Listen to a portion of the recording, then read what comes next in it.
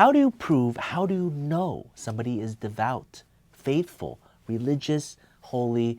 How do you know somebody is truly a minister? That was what was at stake in this R-1 application. An R-1 is a religious visa to bring a minister from a foreign country into the US. This was a Chinese pastor coming into the US to pastor a church. We filed a great R-1 application, but we got a very challenging request for evidence. This video, we'll talk about how to do it. The next video, we'll talk about how we got the green card. Let's go. Hi, my name is Joseph. I'm the managing partner here at Tsang and Associates, where we solve legal problems with creative solutions. So the legal problem was, how do you prove somebody is a minister? What are your duties? How are you faithful? Are you devout? What are your qualifications? So we first filed this R-1 application over here. It was 17 pages with 42 exhibits. We went in depth because anytime you do these type of cases, it's always very challenging. Somebody from China is not a typically religious country, but in a secular country where there's not a lot of theological seminaries and conferences and mission work and activities that's like widespread, how do you prove somebody was actually a Christian, let alone a pastor, right? And so part of the R-1 application, you need to prove somebody has a 2-year membership with an organization that's affiliated with the US entity. So we had to draw that bridge. That wasn't too hard in this case because a lot of ministers and missionaries from the US have went back and forth to their particular congregation. And so we were able to set up that link. How do you prove their qualifications? Well, he was already a pastor for so many years. We have a lot of sermons. So we collected a lot of these documentation. Does the US entity, the church in the US, have enough funds and ability to pay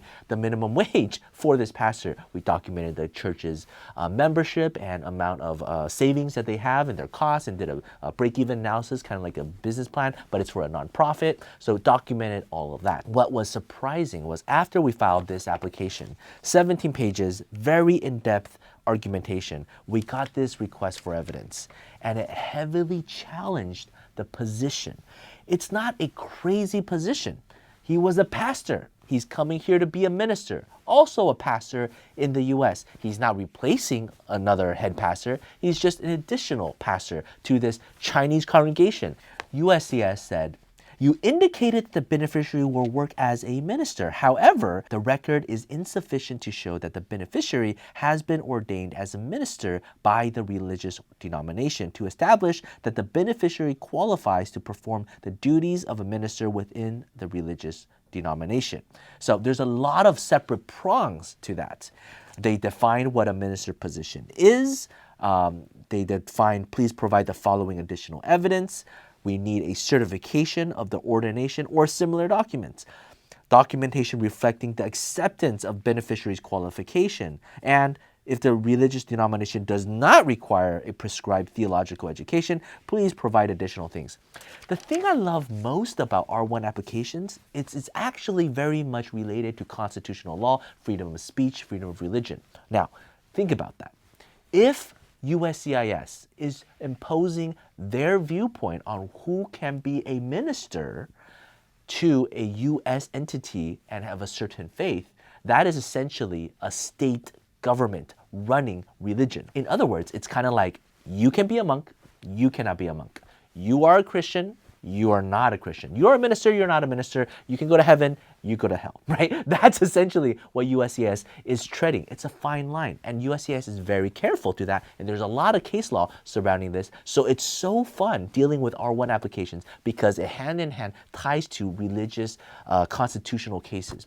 Super fascinating federal law. So you can see from the language, they cover the grounds. It's a catch-all. We want your proof of ordination. If you don't have it, that's okay. Prove to me that the organization accepted it without the ordination. If you don't have that, prove to me that you have some other qualifications that was accepted and that it is generally acceptable. Because ultimately, they are still adjudicating the religious visa. And if you don't have the documents to prove it, then they are denying you on the grounds of insufficient evidence. They're not making a religious claim. They're just talking about documentation. You see what they did there? It's very, very tricky, but it's within the scope of what they have to do. So how did we deal with that? We went through the bylaws of the organization in the US. looking through every single thing about what are the qualifications of a deacon? What are the qualifications of an elder? What are the qualifications to even be a member of this organization? Who are they looking for? Who were the past pastors?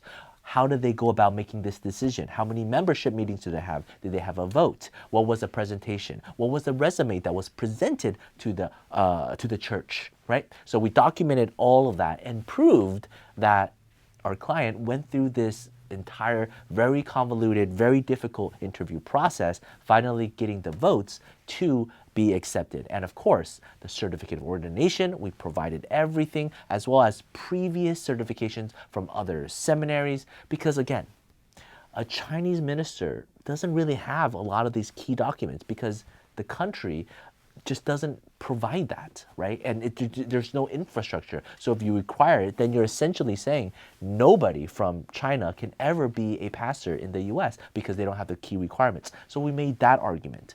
Now, because he was a pastor for such a long time, he was able to travel the world. He was invited to be a speaker at many conferences around the world from other reputable seminaries and conferences. And so we were able to document all of that. So even though he didn't specifically have what USCIS was looking for, we explained all these other things that they had and his in-depth knowledge of scripture. We provided 4 letter recommendations as well as from seminary professors talking about his qualifications. So this went above and beyond to prove our client completely fulfills the minister requirement, his duties and his projects, and why this church qualifies to sponsor him. After filing that request for evidence, the case was approved. He stayed here in the US, and then we filed the EB-4, the 360 application.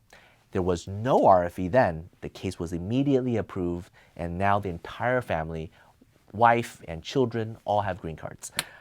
We need to do a separate story about the EB-4 because that was also challenging because it was COVID. There was a whole bunch of other issues, which we'll dive into then. But if you have any questions about R-1 and definitions of a minister, how do you prove you have the faith? Would love to talk to you. Take care. Bye-bye.